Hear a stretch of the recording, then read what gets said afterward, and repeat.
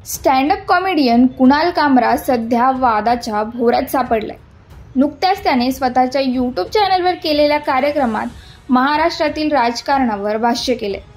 एवढ्यावरच तो थांबला नाही, तर त्याने उपमुख्यमंत्री एकनाथ शिंदेंनी शिवसेना पक्ष फोडला त्यावर कविता देखील केली, पण त्या कवितेत त्याने कुठेही शिंदेंचं नाव घेतलं नाही। नमस्कार दर्शक मित्रांनो, स्वागत आहे तुम्हा सर्वांचं महाराष्ट्र रणांगण या यूट्यूब चॅनलवर। आजचा आपला विषय असणार आहे कुणाल कामराने आपल्या विनोदी कलेचा आधार घेऊन राजकारणावर लक्ष केलं। चला तर बघूया नेमकं काय केलंय कुणाल कामराने। आपल्या विनोदी शैलीचा वापर करून कुणालने तरुणांच्या मनात घर केले। त्याने आतापर्यंत अनेक कार्यक्रम केलेत, लोकांनी त्याला तेवढाच चांगला प्रतिसाद देखील दिलाय। कुणाल आपल्या विनोदात समाजात चाललेल्या घडामोडी तसेच राजकीय परिस्थितीवर प्रकाशझोत टाकत असतो। कुणालने नुकताच त्याच्या यूट्यूब चॅनलवर नया भारत या नावाने नवीन स्टँड अप कॉमेडीचा कार्यक्रम अपलोड केलाय। त्या कार्यक्रमात त्याने महाराष्ट्राच्या राजकारणात घडलेली घटना नमूद केली। एकनाथ शिंदेंचं नाव न घेता त्याने शिवसेना पक्ष कसा फोडला त्यावर कविता सादर केली होती। याच कवितेमुळे शिवसेना पक्षाच्या नेत्यांची आणि कार्यकर्त्यांची मने दुखावली गेल्याने त्यांनी कुणाल कामराचा स्टुडिओ आणि कॅमेराची तोडफोड केली। त्याला जीवे मारण्याच्या धमक्या देऊ लागले। यावर ते शांत बसले नसून कामराच्या विरोधात पोलिसात तक्रार देखील दाखल केली। हे प्रकरण सध्या महाराष्ट्रात चांगलंच जोर धरतंय। यापूर्वी देखील त्याने केलेल्या विनोदी वक्तव्यावरून वादंग उभा राहिला होता। ओलाचे भावेश अग्रवाल आणि प्रसिद्ध पत्रकार अर्णब गोस्वामी यांच्यावरील वक्तव्यामुळे देखील वाद निर्माण झाला होता।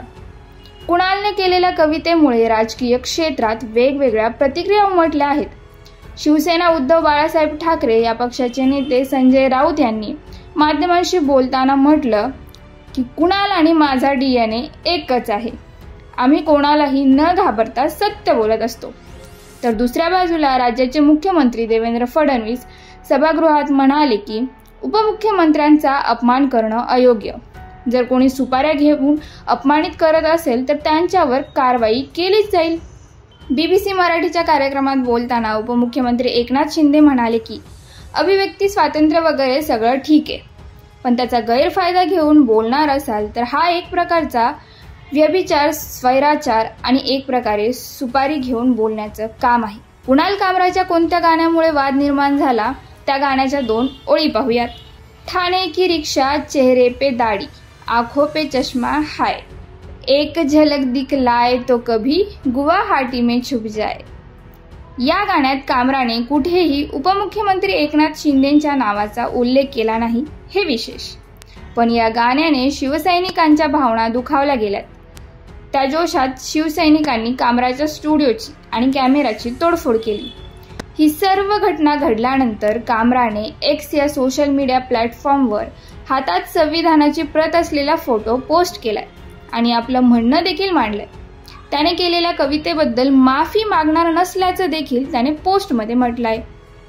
जागतिक प्रसार माध्यम स्वतंत्र निर्देशकात भारताचा 159वा नंबर लागतो, हे देखील कामरानं नमूद केलंय। दर्शक मित्रांनो, कामराने जे केलं ते चुकीचं असेल तर आपल्याकडे त्याला शिक्षा होईल असे कायदे आहेत।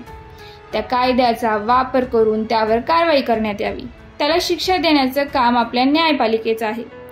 पण एखाद्या व्यक्तीच्या संपत्तीचे नुकसान करणे हे कायद्याच्या दृष्टीने योग्य नाही, तो गुन्हा ठरतो। गुंडगिरी करून एखाद्याला धमकावणे हे कृत्य लोकशाहीला शोभणारं नाही।